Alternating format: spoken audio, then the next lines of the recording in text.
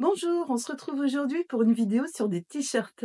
Les t-shirts Vivi de chez Majam. Vous vous souvenez peut-être que la semaine dernière, quand je vous ai fait ma pile à coudre du mois de juin, eh ben, j'avais placé dedans 2 tissus, dont celui que je porte actuellement, pour faire des t-shirts. Et ben ça y est, ils sont faits. Donc je vous montre ça. Donc j'avais déjà fait un premier t-shirt auparavant, et puis j'ai fait donc les deux de ma pile à coudre de juin. Donc je vous montre ça tout de suite. J'espère que ça va vous plaire et que vous allez apprendre plein de choses parce que j'ai pas mal de tuyaux à vous partager.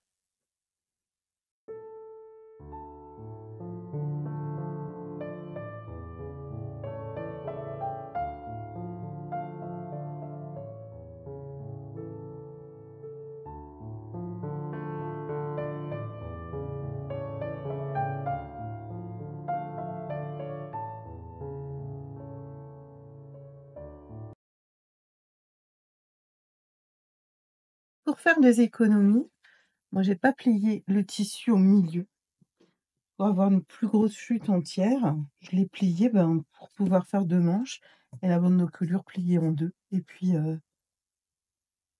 c'est tout quoi. Mmh. Et après il me restera du tissu probablement pour faire un deuxième t-shirt.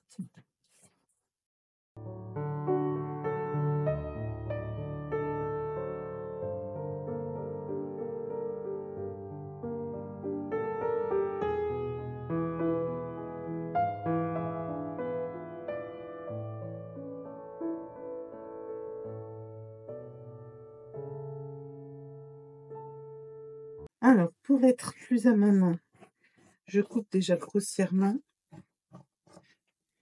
parce qu'il est important que le patron soit à droite de ma main pour que je coupe proprement.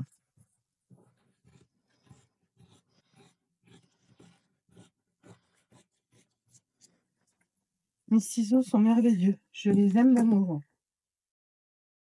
J'ai un bac à chute en dessous, ça va être pour régler la surjeteuse et le reste, hop, dans le bac à chute tout de suite.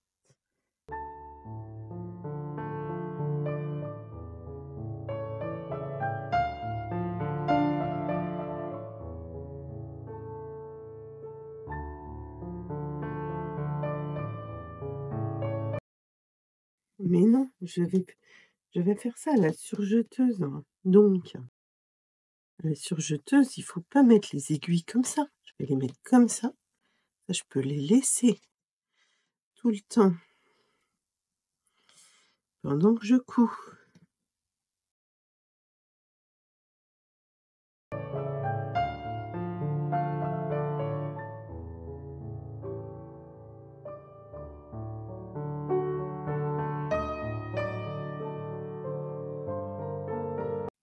J'ai du fil violet sur ma surjeteuse. J'ai toujours mon siège qui grince et j'ai pris une chute pour régler mon point sur la surjeteuse.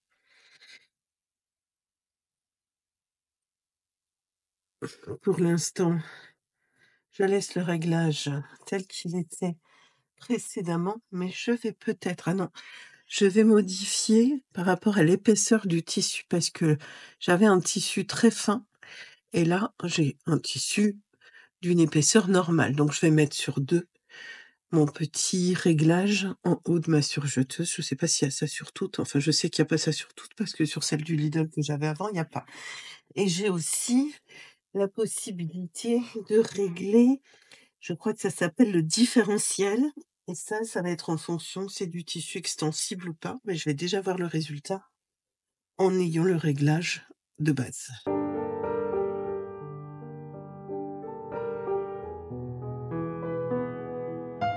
Alors là, j'ai toutes mes tensions sur 4 et franchement, ça a l'air bien. Je vais pas m'embêter. Je vais quand même faire une couture sur 2 épaisseurs pour voir comment ça assemble.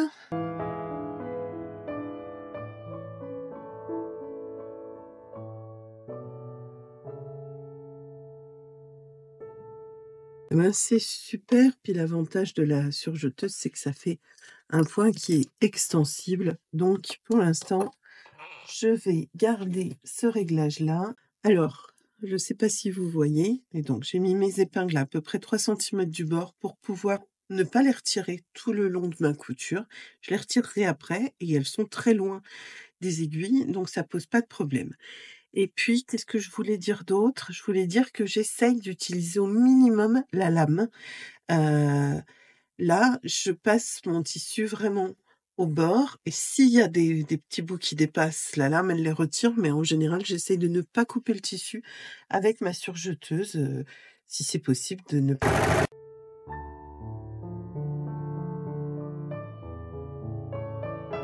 Bon, j'ai assemblé, le dos et le devant à la surjeteuse. C'est vraiment hyper rapide avec une surjeteuse, hein. Bon, ça peut aussi se faire avec une machine à coudre en utilisant forcément un point extensible, un point zigzag, ou si vous avez un point extensible qui ressemble à un éclair aussi, ça marche très bien. Mais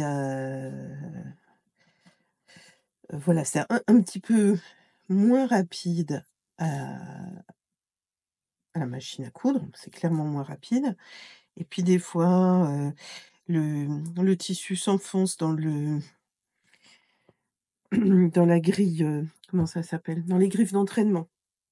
Là, ça arrive alors que à la surjeteuse, ben, ça n'arrive pas. Donc maintenant, je vais faire le bord des manches rapidement. Ah mais je me rends compte d'un truc, c'est que du coup, j'ai absolument pas respecté la marge de couture et regardez ce que j'ai fait. J'ai fait une bêtise là, ça a pas cousu. Donc je vais reprendre cette partie-là, heu et puis oui, j'ai comme, en fait, j'ai cousu à 5 millimètres du bord et je pense que les marges de couture sont d'1 centimètre. Bon, de toute façon, avec l'espace que je prends, c'est pas très grave, si j'ai 1 centimètre de large en plus, sur mon tissu. À mon avis, ça fera plutôt du bien que du mal. Alors maintenant, j'ai cousu mes 2 manches et j'ai mon, dos et mon devant qui sont assemblés. Donc j'ai mis le devant, heu, vers moi, mais le t-shirt est à l'envers. Je vais retourner mes manches pour pouvoir les insérer à l'intérieur. Comme ça sera endroit contre endroit. Donc, je ne sais pas si je vous l'ai déjà dit, mais moi je fais un cran dans le dos parce qu'il y a une syllabe à dos et 2 crans pour le devant parce qu'il y a 2 syllabes pour devant. Donc, si celui-ci, il a 2 crans, il va là. Et ensuite, je vais, ben, l'épingler et donc l'autre manche, c'est pareil, on a 2 crans pour le devant, donc les 2 crans, ils vont se retrouver ici.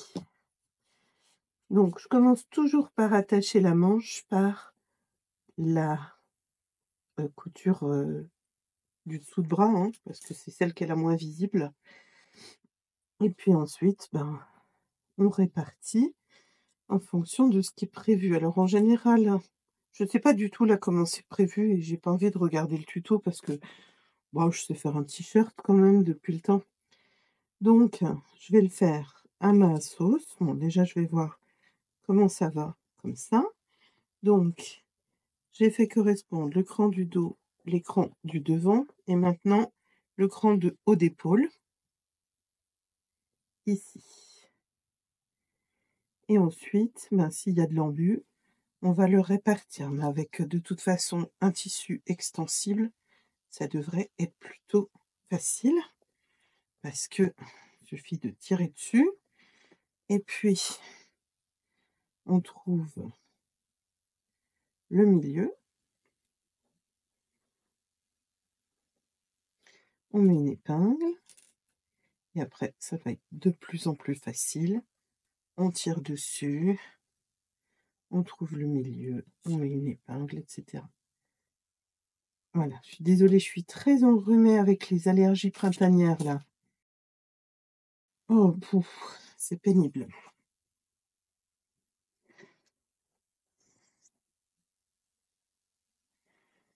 Voilà.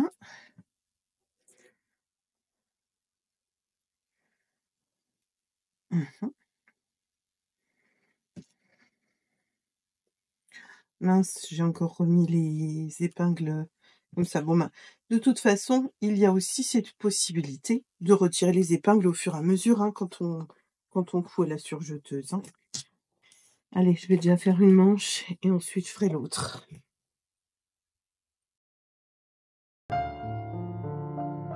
Alors, on dirait que la bande d'encolure, ça se mettait avant d'avoir fait les coutures côté. Bah, moi, j'ai déjà fait les coutures côté, alors tant pis, hein, on va faire comme ça. Donc, il faut former la bande d'encolure. Sur l'envers, je marque un repère à la craie à 1,3 cm du V, comme sur le schéma. Ben, je vais faire ça. Alors, il va me falloir une craie et 1 mètre. Bon, ça revient dans 1 heure. Ouais, ben, en fait, ça m'a pris moins d'1 minute, je n'en reviens pas moi-même. Donc, voilà où j'en suis. J'ai ma bande... Oh là! Ah bah oui, ça... Alors, ça, c'est ce qui se passe quand on utilise le trépied de chez Action. Il n'est pas cher, mais il ne tient pas le téléphone. Alors, je vais utiliser mon trépied de chez Amazon. Voilà, c'est beaucoup mieux. Donc, je disais qu'il fallait mesurer 1,3 cm et le marquer à la craie, donc au milieu, comme sur le schéma. Oui, ben alors ça, c'est... Alors déjà, je vais le faire au stylo lavable. 1,3, c'est là. J'ai un point. Ça va bien marcher. Ensuite, je vais même peut-être le faire des deux côtés. Qu'est-ce que je risque? Pas grand-chose, hein. Alors, hop. En plus, la règle japonaise, c'est quand même super pratique, là, le fait qu'elle soit transparente. On peut la placer bien au milieu du truc. Enfin bref, c'est pas moi qui les fabrique, c'est pas moi qui les vends, mais j'aime bien ça. Bah oui, Peg, 2 centimètres. Bah, hein? Ah ben, et 1 centimètre, c'est là, 1,3, c'est là. J'ai fait nimp. Et de l'autre côté, j'ai fait nimp aussi, j'ai fait 1,8. Oh là là, je vous jure. Non, j'ai fait 1,3. Ah ouais, 1 c'est là, 1,3 c'est là. Bon ben, ok, ok. J'ai plié la bande d'encolure en deux. Et là, il faut que je couse au point droit, comme sur le schéma. Donc, ben comme ça. Et ça. Ah, je vais tracer, ça sera plus simple, hein. Même si je ne suis pas débutante, je trouve que ça simplifie les choses de tracer. Alors, je vais tracer des deux côtés parce que je ne sais pas encore de quel côté je vais le coudre. Et juste pour être à peu près sûre, quoi. Donc ça, voilà, si on prépare bien son travail, normalement, on a un résultat qui doit être bien propre. Donc, je vais le piquer à la machine. Je n'oublie pas de mettre une aiguille jersey et je vais mettre un fil violet ou blanc. Pour l'instant, j'ai tout fait au fil violet. Je vais faire au fil violet, je crois. Allez, c'est parti. Là, je vais m'occuper de la bande d'encolure. Et quand je l'ai fait dans un jersey coton, j'ai trouvé ça déjà pas facile. Mais alors là, dans un jersey synthétique tout fin, je pense que ce qu'il faut faire, idéalement, c'est d'ajouter, avant même de faire quoi que ce soit comme marque dessus, d'ajouter un petit peu de thermocollant aux extrémités. Ça sera vraiment plus simple à coudre. Et ouais, je pense que c'est ce qu'il y a de mieux à faire. Donc, je vais commencer par ajouter un tout petit peu de thermocollant aux extrémités sur, ouais, genre 5 centimètres, quelque chose comme ça. Et dans l'autre sens, je sais pas. Je vais le recouper proprement après, hein, selon les découpes du patron. Mais je pense que ça va grandement nous faciliter la tâche. Ah, je vais mettre de la chaleur, c'est toujours mieux. Ouais, ça va rendre beaucoup plus simple la couture. Parce que là, le tissu, il est tellement extensible et fin qu'il risque de s'enfoncer dans les griffes d'entraînement. Et je n'ai pas envie que ce soit galère, hein. Donc, on va éviter les galères. Bon, si jamais ça marche pas, du coup, vous le saurez, hein. Je vous montrerai. Mais je vais le tenter comme ça. Alors, bon, vous voyez que heu, j'ai posé le thermocollant. C'est un thermocollant fin que j'ai acheté sur Amazon parce que j'en avais plus. Et là, je pense que ça sera beaucoup plus simple de marquer le tissu, de coudre, l'embout parce que de toute façon, on n'a pas besoin que ça soit extensible, tout au bout là. Il faut juste que ça soit propre. Alors pour que ça soit propre, c'est mieux si on le prépare comme ça. Heu, alors c'est bien parce que là, je suis en train de faire une vidéo sans rien montrer. Donc je disais que là, j'allais coudre en partant du bord jusqu'au milieu, laisser l'aiguille plantée, puis en partant du milieu jusqu'au bord. Et quand je l'ai fait la première fois dans un tissu non thermocollé, eh ben, c'était plus compliqué. Donc là, vous voyez, on voit mon feutre bleu sur l'envers, mais c'est un feutre effaçable à l'eau, donc il y a aucun problème, ça va partir. Bon, après les premières tentatives un petit peu ratées parce que j'avais pas épinglé le tissu, du coup, j'ai cousu que d'un côté, je recommence et je vais peut-être allonger un petit peu mon point. Je passe à 3 millimètres, hein, c'est pas énorme non plus. Et comme j'ai déjà du fil qui le maintient, je vais utiliser ce fil pour tirer sur mon tissu vers l'arrière pour qu'il se déplace parce que le jersey, c'est quand même souvent un problème, hein. Il va s'enfoncer dans la machine. Ouais, là, je suis en train de tirer sur le fil de canette.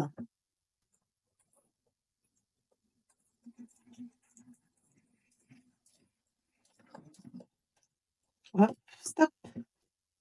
Ah, j'ai fait un point de trop. Je reviens en arrière, mais à mon avis, ça ne sera pas top.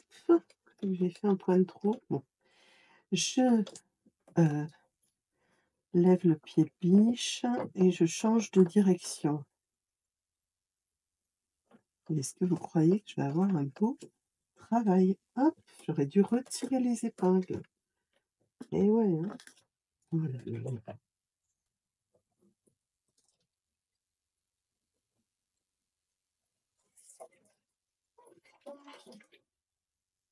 Donc, qu'est-ce qu'elle dit ensuite la, ma- la Mouna dans son tuto? Alors, je crois qu'elle dit qu'il faut euh,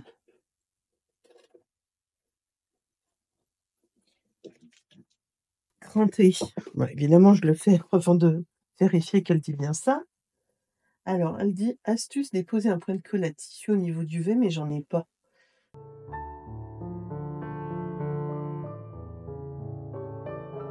Donc moi là, c'est mon deuxième t-shirt Vivi. Du coup, je me sens forte. Je mets même pas d'épingle, rien du tout. J'y vais comme ça, paf, on y va. J'ai même pas fait un point d'essai. On va voir ce que ça donne, hein, tout de suite.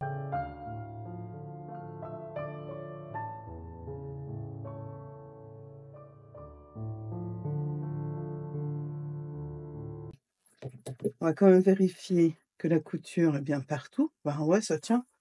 L'autre côté aussi. C'est bon, j'ai pas fait de trou. Nickel. Alors on continue, on fait les côtés.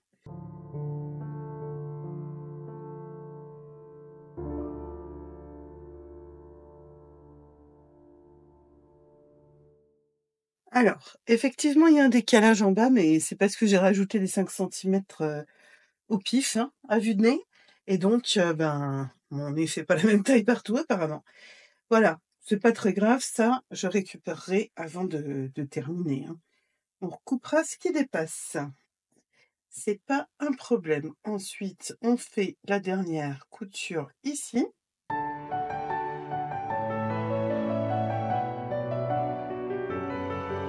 Alors, il reste, bon, évidemment l'encolure, hein, qu'est-ce qui va prendre le plus de temps?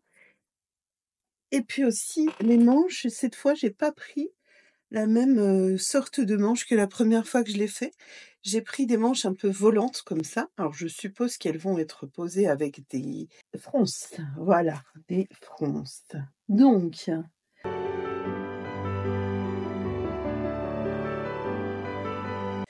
alors, je me rappelle plus comment on fait des fronces à la surjeteuse. Je vais juste, passer mon fil comme ça, sans couper le truc, puis je vais essayer de froncer. Hop, c'est parti. Il me semble que c'est mieux si on ah ouais, c'est un truc comme ça là, ça doit être avec mais oui, c'est ça. Heu, Comment ça s'appelle déjà? Je sais plus. Bon bref, on va se tenter ça. Je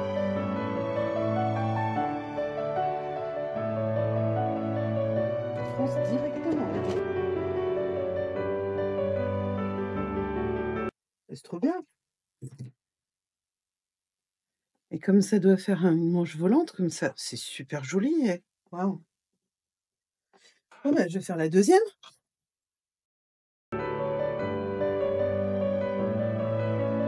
Donc vous voyez, j'y vais doucement. Avant, j'avais une surjeteuse dit Lidl. Elle avait 2 gros inconvénients. Pour l'enfilage, il y avait un truc qui était juste derrière ici, c'était une horreur et quand j'appuyais sur la pédale, elle est toujours à fond. Même si j'appuyais doucement. Alors que celle-ci, eh ben, si j'appuie doucement, elle va doucement. Moi, je sais qu'il me manque, la petite manette là, j'ai pas réussi à la réparer, alors j'ai mis une vis.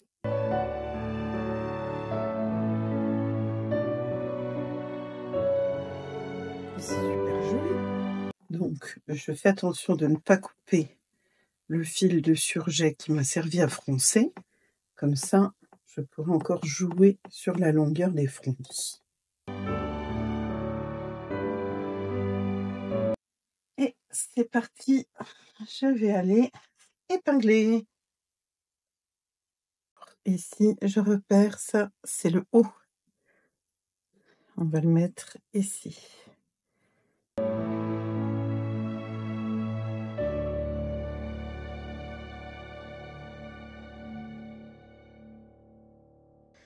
Bon, surtout, il va falloir faire attention quand je vais coudre, à coudre suffisamment, loin du bord pour, faire disparaître l'écran, que ça fasse pas des petits trous dans ma manche après, hein.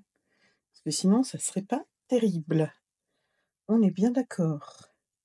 Voilà, maintenant que c'est en place, et ben, cette fois je vais couper tout ça avec, la surjeteuse, hein, et puis on va assembler une manche.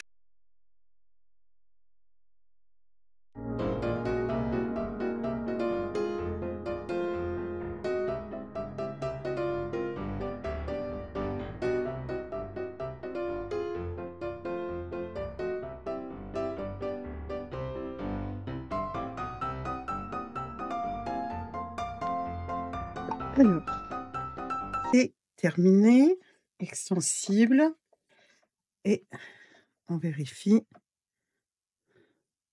Ben, on dirait qu'il y a pas de trou. Ah bah, alors ça c'est bien, hein. Allez, on va faire la deuxième. J'adore, c'est super joli, hein. Ça va être beau. Un peu transparent, c'est dommage, mais vraiment ça va être beau. Alors, je viens de finir la deuxième manche, il est 17h07, donc ça fait 22 minutes. Ce que je vais faire maintenant, c'est que je vais faire un petit rouloté, à la surjeteuse au bas des manches parce que je trouve que ça va faire un joli fini et puis ça va très vite. Donc je retire ma mon aiguille de gauche. J'essaye de la retirer. J'aurais peut-être dû couper le fil avant, ça aurait été malin. Mais bon, je n'ai pas coupé n'importe quoi. Oh, je vous jure, j'ai pas coupé le fil avant, j'ai pas levé le pied de biche, non. Bref, je vais essayer de récupérer mon aiguille pour la retirer et ensuite je vais régler ma surjeteuse. Heu, donc en retirant ça, je sais plus comment ça s'appelle, mais ça, on le retire. Ensuite, on met le point sur R comme roulotter et bon, dès que j'ai récupéré mon aiguille, je vous montre. Alors, en général, quand je fais un roulotter, je fais toujours un test sur une chute. Là, bon, j'ai mon bas de t-shirt qui de toute façon est trop long, donc je vais tester sur le bas de mon t-shirt le roulotter, avant de le faire au bord des manches. Donc longueur du point R comme roulotter. Là, il est basé sur 1 et puis j'ai retiré une aiguille et j'ai retiré le, je sais pas comment ça s'appelle.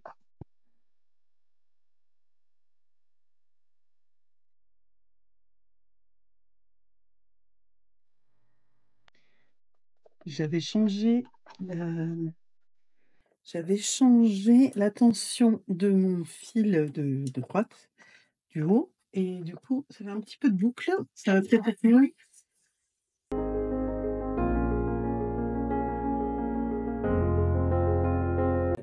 Aucun doute, c'est mieux. C'est vraiment joli, je trouve, le roulotter à la surjeteuse. Donc c'est parti, roulotter à la surjeteuse. Je fais ça au bas des manches. Il est 17h13.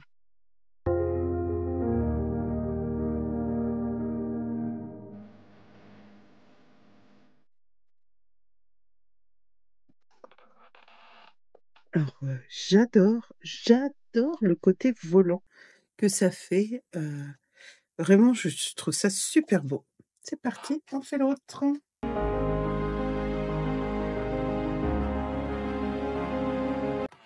La difficulté aussi quand on fait ça, c'est d'arriver à la fin. Puis là, regardez, hop, j'ai un trou. Donc, je vais recouper ça et ça. Et je vais revenir et en fait, il va y avoir une partie superposée, quoi. C'est comme ça que je termine. Je sais pas s'il y a une autre technique. Oh mince, j'en ai encore un là. Oh ben zut alors. Bon, heureusement que c'est beau parce que s'il faut tout reprendre, bof. Allez, c'est reparti. Bon, alors c'est pas nickel nickel, mais c'est sous les bras, hein, si vous allez voir sous mes bras, et ben vous verrez ça. Et voilà, ça vous apprendra. Alors, je vais voir si j'arrive à vous faire un petit tuto. Si vous voulez faire du roulotter au bas d'une manche, mais que vous n'avez pas de surjeteuse, vous pouvez le faire à la machine à coudre. Je choisis un point zigzag classique. Le mien est fait 1,4 de longueur et 3,5 de large. Ici, j'ai pas du tout pris un fil assorti à mon tissu, mais comme ça, vous n'en verrez que mieux le résultat. Donc, je commence, je fais 3 points et ensuite je tire sur mon tissu et là,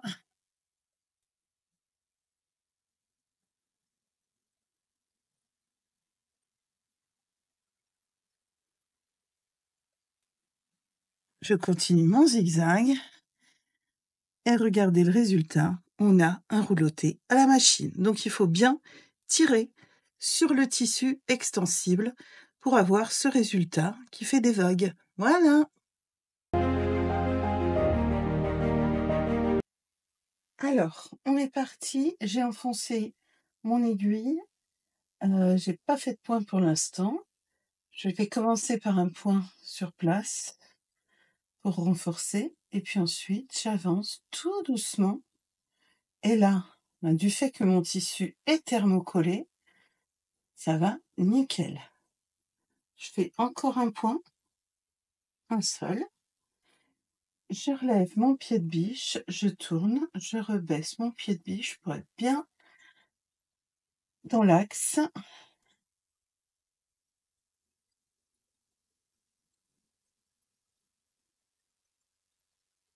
Un petit point arrière, quelques points sur place. Je coupe en fil et franchement, c'est tout propre, hein. C'est vraiment chouette. Bon, maintenant, ouais. Donc maintenant, on va faire, évidemment couper. Maintenant, on peut retirer l'excédent thermocollant, hein. C'était vraiment juste pour faire cette couture-là qu'on a mis du thermocollant. On peut le laisser à l'intérieur, parce que là, on va couper, mais toute la partie qui va se voir sur le col, on peut la retirer. Allez, c'est parti! Comme d'habitude, on vient ouvrir la couture au fer. Alors effectivement, ça n'est pas facile sur un projet comme ça, mais bon, on va cranter de toute façon. Mais c'est important pour avoir un résultat qui soit bien net, bien propre. Faut toujours ouvrir ses coutures au fer. Voilà. Donc, on nous demande de cranter au niveau du V, ce que j'aurais pu faire avant. J'ai réussi quand même, mais ça aurait été mieux avec des ciseaux de couture, hein. Là, avec mes pauvres ciseaux tout pourris, c'est pas terrible. Une fois que j'ai ouvert ça, moi je pense que je vais dégarnir quand même, mais j'ouvre d'abord, hein. J'ouvre mes coutures au fer, c'est propre et après je les recoupe. Alors, replier le cercle ainsi obtenu en deux, envers contre envers, dans le sens de la longueur. OK, puis là, il va falloir marquer le pli. Alors, est-ce que mon tissu va marquer le pli? Bah, on va essayer, on va voir, hein. Oh mais oui, sans problème. Oh bah, je suis étonnée. On va faire ça tout le tour et puis on va,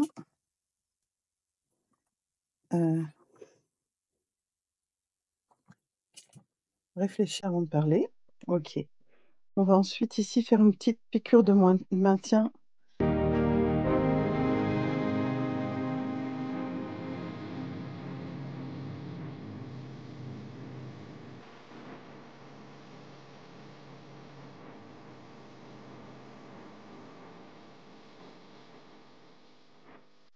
Je vais juste mettre un peu d'eau, de passage là-dessus pour faire disparaître, le bleu parce que je trouve pas ça très joli. Alors maintenant, j'espère que ça disparaît. Ah bah, complètement. Ça disparaît complètement. C'est magique, hein. Magique, magique. On voit plus du tout la marque bleue. Eh bien, je viens de faire une vidéo sans appuyer sur le bouton. Donc, j'ai en fait tout simplement piqué à peu près 5 millimètres du bord, le bas pour qu'on puisse, facilement l'intégrer dans enfin, au haut. Le bas au haut, n'importe quoi. La bande d'encolure, on va la mettre, sur le col et donc je l'ai piqué comme ça, c'est plus simple.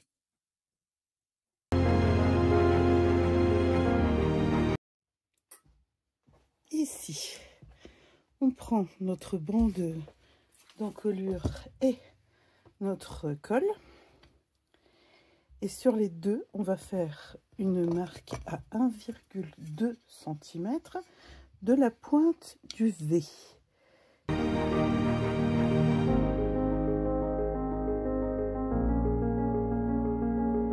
Ce que je vais faire, c'est quand même qu'on va mettre la pointe du V, hop, au même endroit. Alors, l'envers du devant. Ouais, on va faire ça, hein. On a un petit bout de thermocollant ici. Hop, on le met là. On pourra retirer ce qui dépasse après. C'est parti. Voilà, c'est l'avantage d'utiliser ici un stylo qui est effaçable à l'eau et non à la chaleur. Alors les stylos friction, ça peut être absolument génial, mais c'est vrai que du coup, les marques, elles partent au fer à repasser. Alors que là, c'est bon, j'ai peut-être pas posé mon fer assez longtemps pour un thermocollant. D'un autre côté, j'ai pas l'intention de le laisser, éternellement. Donc peut-être que c'est pas grave s'il est pas hyper bien collé.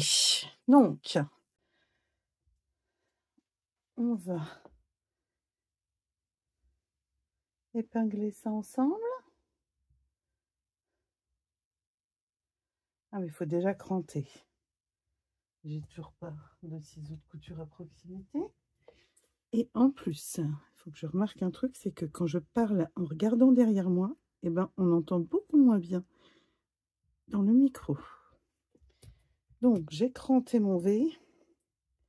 Je viens mettre le point sur le point et je vais faire comme ça. Je vais commencer ma piqûre ici. Et puis ensuite, je vais prendre tout ça, le tirer par là, maintenir. Et voilà, c'est parti pour faire ça à la machine directement.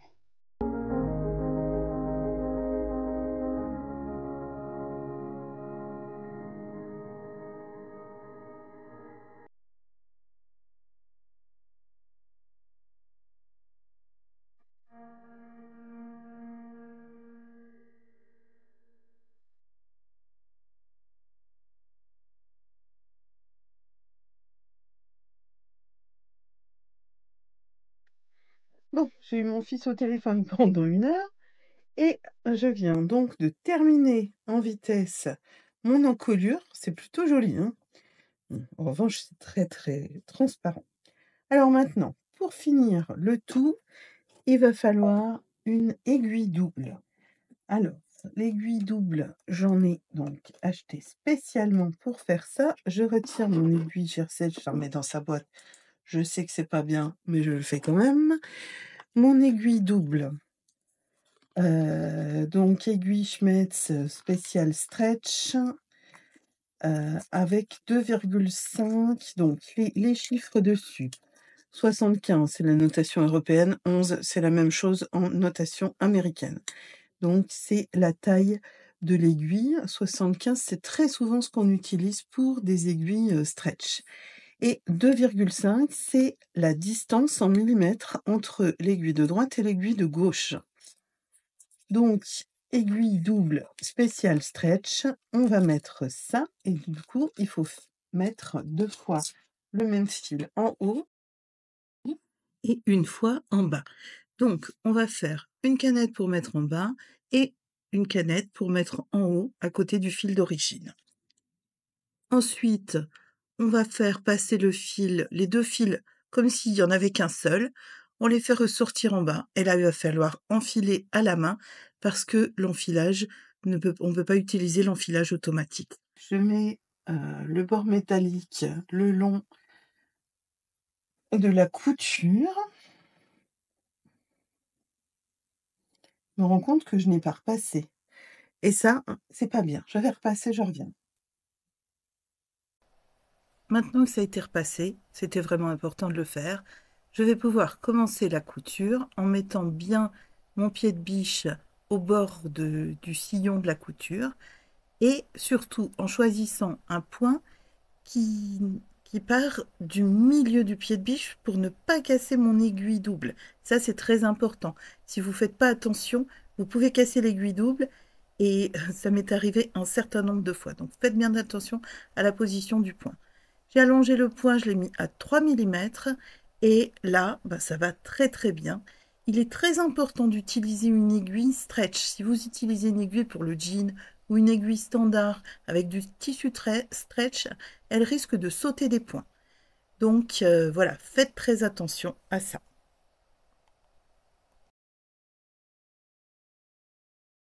Je vous montre mon t-shirt blanc terminé. J'ai fait aussi un ourlet rouloté en bas à la surjeteuse.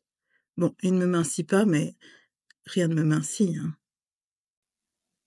Alors, est-ce que vous êtes prêts? Maintenant, je vais vous montrer en accéléré la façon dont j'ai fait le 3e t-shirt, parce que c'est à peu près la même chose. J'ai juste encore une astuce pour vous, et puis je vous libère.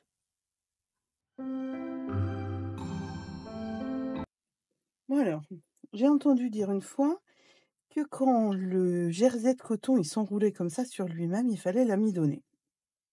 Et comme il s'enroule tellement sur lui-même que j'ai pas réussi à couper le patron correctement, je vais faire ça. J'ai de l'amidon en bombe que j'ai acheté sur Amazon. C'est introuvable par ici, l'amidon. Je sais pas si on en trouve chez vous. Mais alors, l'amidon en bombe dans les supermarchés, ça a complètement disparu. J'ai fait plein de magasins pour en trouver, même à Nancy, parce que bon, moi j'habite vraiment la campagne loin de tout. Mais quand je suis allée faire des courses avec mon fils sur Nancy, parce qu'il habite là-bas, et ben, je n'ai pas trouvé d'amidon. Maintenant, on trouve du désinfectant pour linge, mais pas de l'amidon. Alors, on va tester avec celui-ci. Sinon, il y a toujours moyen d'amidonner en préparant soi-même un mélange, d'eau chaude et de maïzena. Ça marche très bien. Mais bon, quand on est flemmard, hein.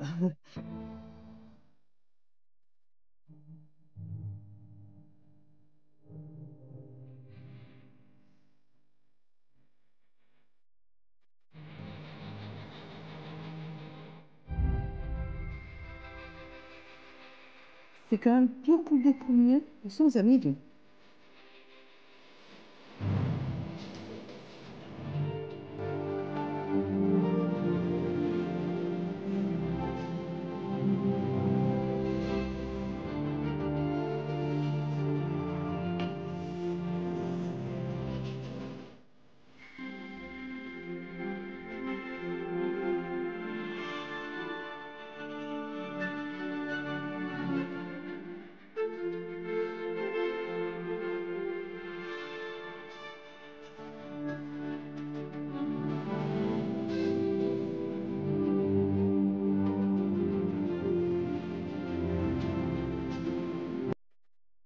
Voilà, la conclusion, c'est que c'est un t-shirt qui est vraiment rapide à coudre et qui est confortable, qui est agréable à porter.